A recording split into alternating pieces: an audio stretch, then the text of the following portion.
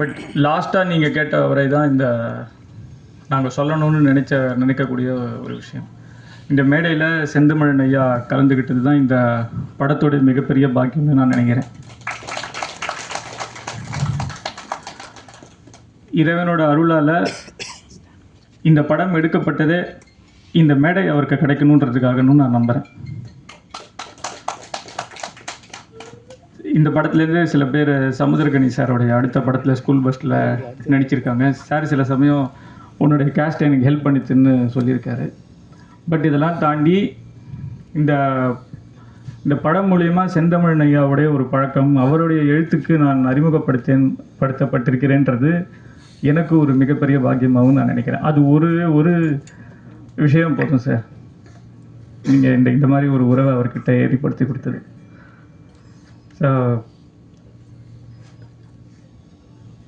ஒரு சின்ன கிளாரிஃபிகேஷன், என்னுடைய பேர் இதுக்கு முன்னாடி முதல் படம் நான் எடுத்தது கார்த்திக் ரவின்ற பேரில் குறையொன்றுமில்லைன்னு எடுத்தேன். அதற்கு பிறகு இந்த துறையில் நிறைய பேர் கார்த்திக்னு இருக்காங்கன்றதுனால என்னுடைய பேரை ராம் சக்ரின்னு மாற்றணும்னு தோணுனால இந்த படத்துலேருந்து என்னுடைய பேர் ராம் சக்ரின்னு மாற்றிருக்கேன். இந்த இடத்துல இன்னும் சில பேருக்கு நன்றி சொல்லணும்னு நினைக்கிறேன். அதில் ஃபஸ்ட்டு என்னென்னா, என்னுடைய முதல் படம்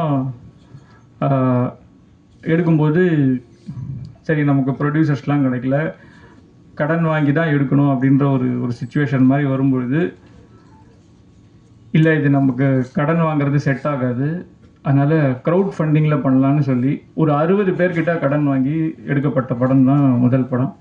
அந்த 60 பேருக்கும் நான் இன்றைக்கி நன்றி சொல்லிக்கிறேன்.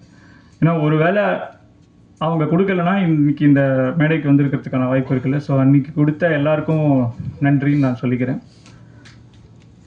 ரெண்டாவது, இந்த படம் எடுக்கிறதுக்கு எனக்கு சமுத்திரகனி சாருக்கு அறிமுகப்படுத்தின எங்களுடைய காமன் நண்பர் ஸ்ரீராம் சார், அவர் எனக்கு அறிமுகப்படுத்தினதுக்கு அவருக்கு ஒரு மிகப்பெரிய நன்றியை நான் சொல்லணும்.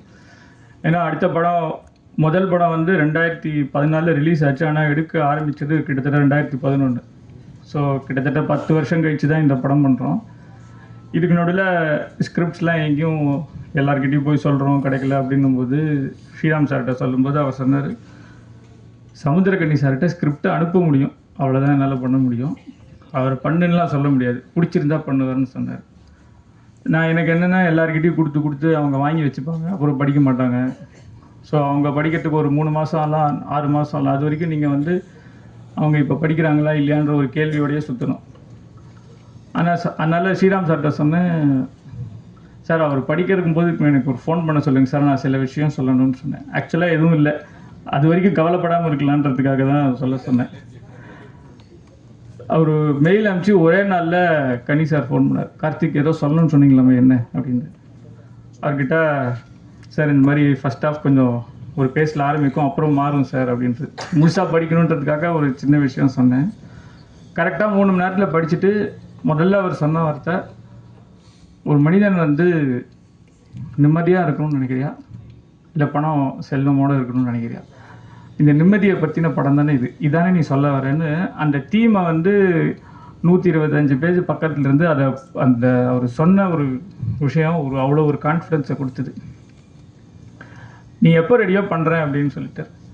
அதுக்கப்புறம் நான் அவரை பார்க்கல, ஃபோனில் மட்டும்தான் பேசினேன். ஸ்ரீராம் சார்கிட்ட, சார் இந்த மாதிரி நீ ஃபைனான்ஷியலாக ரெடியானேன்னா பண்ணலாம் அப்படின்ற மாதிரி ஒரு சூழ்நிலை இருந்தது.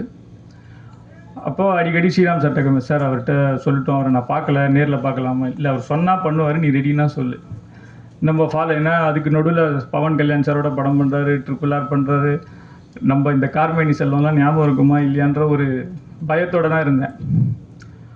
அதுக்கு பிறகு ஒரு 2 வருஷம் கழித்து, சார் நான் ரெடி சார் இப்போ பண்ணலான்னு சொன்னோன்னே கூப்பிட்டார் சார். அதுக்கு 2 வருஷம் கழித்து தான் ஸ்கிரிப்டை படித்ததுக்கப்புறம் 2 வருஷம் கழித்து தான் சாரை பார்க்குறேன்னா, பார்த்த உடனே பண்ணலாம். அன்றைக்கி படித்தது திரும்ப அவருக்கு ஞாபகம் இருக்குமா என்ன, எனக்கு எதுவுமே ஞாபகம் இல்லை, பண்ணலான்றது மட்டும் சொன்னார். ஏன்னா அவருடைய மெமரி பவர் அந்த அளவுக்கு இருக்குது. ஸோ பண்ணலான்னு சொன்னதுக்கப்புறம் கூட நீ இதுக்கு முன்னாடி என்ன படம் பண்ணியிருக்க, உன்னால் படம் பண்ண முடியுமா, உன்னோட டெக்னிக்கல் ஸ்கில்ஸ் எவ்வளோ இருக்குது, உனக்கு ஃபிலிம் மேக்கிங் தெரியுமா, எதையுமே கேட்கல, இன்னி வரைக்கும் கேட்டதில்லை. அதுவே எனக்கு ஒரு வியப்பாக இருக்குது. எப்படி ஒருத்தர் இந்த மாதிரி தன்னுடைய உள்ளுணர்வை நம்பி ஒரு ப்ராஜெக்டுக்கு ஒரு டெசிஷன் எடுக்க முடியும் அப்படின்றது. ஸோ